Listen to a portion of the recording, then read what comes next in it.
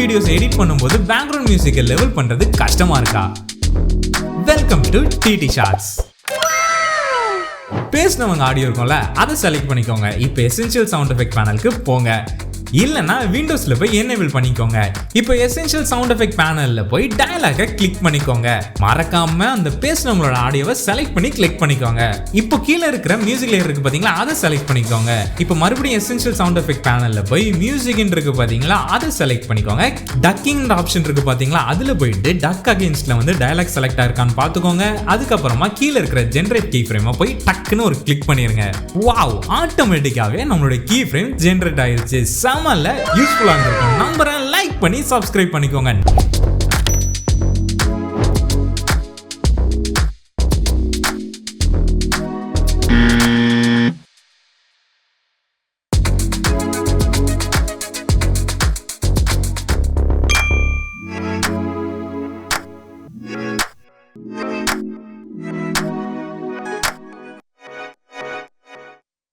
உங்களுடைய அனிமேஷன் இப்படியே லூப் பண்ணிட்டு இருக்கீங்க? என்னங்க, ஈஸியான வழி இருக்குங்க. Welcome to DD Shorts. நீங்க பண்ண அனிமேஷன் லேயர் இருக்கும் பாத்தீங்களா, அதுக்கு போயிருங்க. போனதுக்கு அப்புறமா இப்போ ஆல்ட ஹோல்ட் பண்ணி அந்த ஸ்டாப் வாட்சை கிளிக் பண்ணுங்க. எக்ஸ்பிரஷன் டேப் டப்புன்னு ஓப்பன் ஆகிரும். அந்த இடத்துல இப்போ தெரியுது பார்த்தீங்கன்னா ஸ்க்ரீனில், இந்த கோடை அப்படியே தூக்கி போட்டுருங்க. இப்போ ப்ளே பண்ணி பாருங்க, சும்மா அது பாட்டில் லூப் ஆகும். யூஸ்ஃபுல்லாக இருந்திருக்கும் நம்புறேன். லைக் பண்ணி சப்ஸ்கிரைப் பண்ணிக்கோங்க. அட, நம்ம பழைய கிளைண்ட் இருந்து மெயில் வந்திருக்கு. அட பாவமே, கரெக்ஷனா? ஃபைல்லாம் எங்க இருக்குன்னே தெரியலையே, தேடுவோம். நல்ல வேலை, இங்க தான் இருக்கு. சரி, சீக்கிரமா கரெக்ட் பண்ணி அனுப்பிடலாம். என்னது 130 ஃபைலை காணுமா? ஃபைல்ஸை தேடி முடிச்சு அதை லிங்க் பண்றதுக்குள்ள 2 வாரம் ஆயிருமே. ஃபைல் மிஸ்ஸிங்கா? தேட கஷ்டமா இருக்கா? கவலையை விடுங்க, ஈஸியான வழி இருக்கு. Welcome to DD Shorts. என்னெல்லாம் ஃபைல் காணும் அப்படின்றத கன்ஃபார்ம் பண்ணிக்கிறதுக்காக இது இருக்கு பாத்தீங்களா, இந்த பூத கண்ணாடி. இதை நீங்க கிளிக் பண்ணிக்கோங்க. கிளிக் பண்ண உடனே மிஸ்ஸிங் ஃபுட்டேஜஸ் இருக்கு பாத்தீங்களா, அதை நீங்க செலக்ட் பண்ணிக்கோங்க. செலக்ட் பண்ண உடனே உங்களுக்கு என்னெல்லாம் ஃபைல்ஸ் மிஸ் ஆகுதோ அது எல்லாமே கீழே தெரிஞ்சிருங்க. இந்த ஃபைலை நம்ம டபுள் கிளிக் பண்ணிக்கலாம்.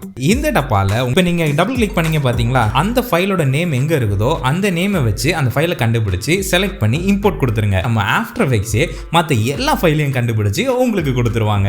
யூஸ்ஃபுல்லா இருந்திருக்கும் நம்புறேன். லைக் பண்ணி சப்ஸ்கிரைப் பண்ணிக்கோங்க. வணக்கம் ப்ரோ. வணக்கம் ப்ரோ. என்ன ப்ரோ சோகம்? அட என்ன ப்ரோ, நேற்று என் ஃப்ரெண்டு ஒரு சூப்பரான அனிமேஷன் பண்ணியிருந்தான். சரி, அதுலேருந்து ஒரு எலமெண்ட் எடுத்துக்கலான்னு ஃபைலை கேட்டால் மொத்தத்தையும் அனுப்பி வச்சிட்டான் ப்ரோ. ஓப்பன் ஆகவே லேட் ஆகுது. அதுலேருந்து எப்படி நான் தேடி எடுத்து யூஸ் பண்ண போகிறேனே தெரில ப்ரோ. அட என்ன ப்ரோ, ஈஸியான வழி இருக்குது. Welcome to DD Shorts. எந்த ஃபைல் வேணுமோ அந்த கம்போசிஷனை ப்ராஜெக்ட் பேனலில் நீங்கள் செலக்ட் பண்ணிக்கோங்க. இப்போ டிபெண்டன்சின்னு இருக்குது பார்த்தீங்களா, இதுக்குள்ளே போய் ரெடியூஸ் ப்ராஜெக்ட் ஆப்ஷனை நீங்கள் கிளிக் பண்ணிக்கோங்க. அவ்வளோதான் ப்ரோ, சும்மா எல்லாமே டெலிட் ஆயிரும் நீங்கள் செலக்ட் பண்ண காம்பை தவிர. ஸோ முக்கியமான குறிப்பு, இதை பேக்கப் எடுத்துட்டு நீங்கள் இந்த ப்ராசஸ் பண்ணுறது நல்லது ப்ரோ. வேற லெவல் ப்ரோ, ரொம்ப தேங்க்ஸ் ப்ரோ. உங்களுக்கு யூஸ்ஃபுல்லாக இருந்திருக்கும் நம்புறேன். லைக் பண்ணி சப்ஸ்கிரைப் பண்ணிக்கோங்க. நிறைய டிடி ஷார்ட்ஸ் வந்துட்டே இருக்கு. வெயிட் பண்ணி கற்றுக்கோங்க. அடுத்த பதிவில் பேசுவோம். அது வரைக்கும்